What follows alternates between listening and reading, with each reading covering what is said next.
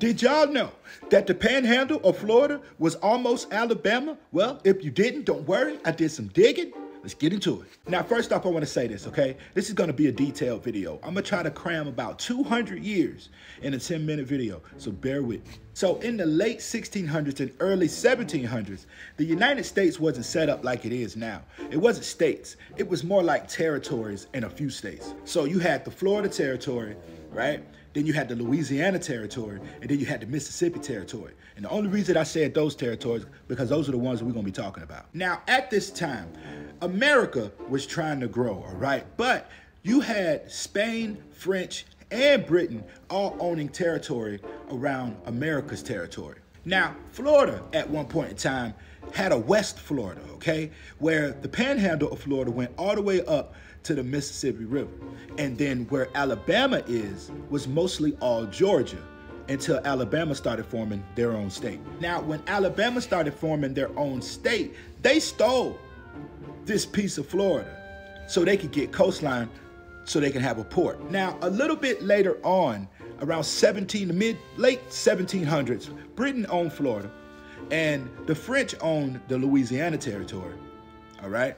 And this green part up here, America owned majority of it, all right? But they were trying to figure out who owned from this little gap here over, because remember what I said, the forefathers of this area, this Georgia area, they stole that piece of land.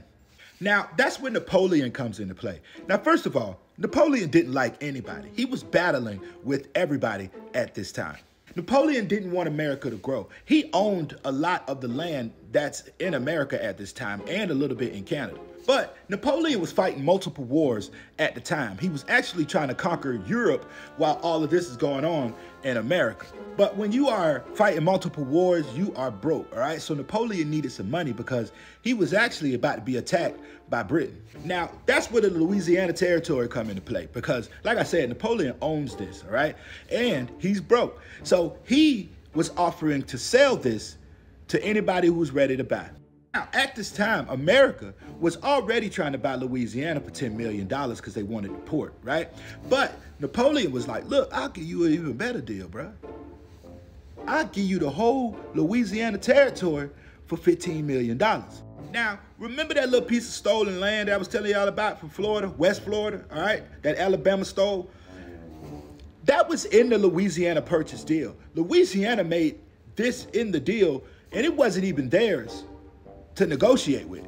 So now, America owns this little piece of land and not Britain, because that's who's ruling Florida at the time. And Alabama's pissed. Now, in 1803, that is when the Louisiana Purchase was made, all right? But that little section is really, really important to Alabama, and it's important to Florida. So they're beefing right now about that little section of land. Now, America was like, look, we bought the Louisiana Purchase. This little section is ours. We want this port right here at Mobile. There's a bay there. In America, they wanted that port, and so did Alabama. So there's another issue, okay?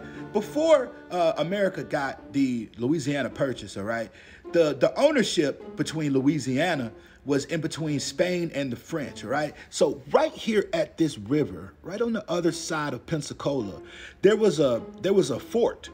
It was a Spanish fort. And America didn't like that. They felt like they couldn't protect the coastline with the enemy having a fort on their river. Now, luckily, Britain going broke, okay? And Florida is up for sale. The Florida territory is up for sale, all right? And United States buys the Florida territory. So now they own all of this, all right?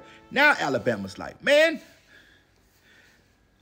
they about to take our little coastline that we do have now, and now we're gonna be out of a port. So Alabama says to Florida, look, these borders have been here for almost 50 years, okay? We don't wanna lose our port. So Florida say, cool, all right? We'll take up to the Perdido River. I hope I'm saying that right. The Perdido River, and y'all can get everything west of that. So they agreed on that. They shook on it. They made a deal. Probably was shady, but they also came up with a plan to build a bridge over this river, and they were gonna split the bill on this river. But Alabama wasn't satisfied. I knew something was going to be shady about it. Alabama was not satisfied. Because remember in that deal that Napoleon made with the Louisiana Purchase, okay? There was 3 to 4 miles of land that was given to Florida on accident, all right? And Alabama was like, look, we want our 3-4 miles back. But when that happened, all right, Florida no longer had to pay for it because that bridge now is all over the land in Alabama. So now Alabama has to pay for the full bridge. All that fighting and battling just for this bridge. So if you're ever on the Perdido Pass, okay, just know that Alabama really fought for this. In Florida, we let them get it. We said, look, cool. We didn't want to pay for it anyway. Y'all can have it, Alabama, but you'll never get our Panhandle. Shout out to Alabama. Shout out to Florida.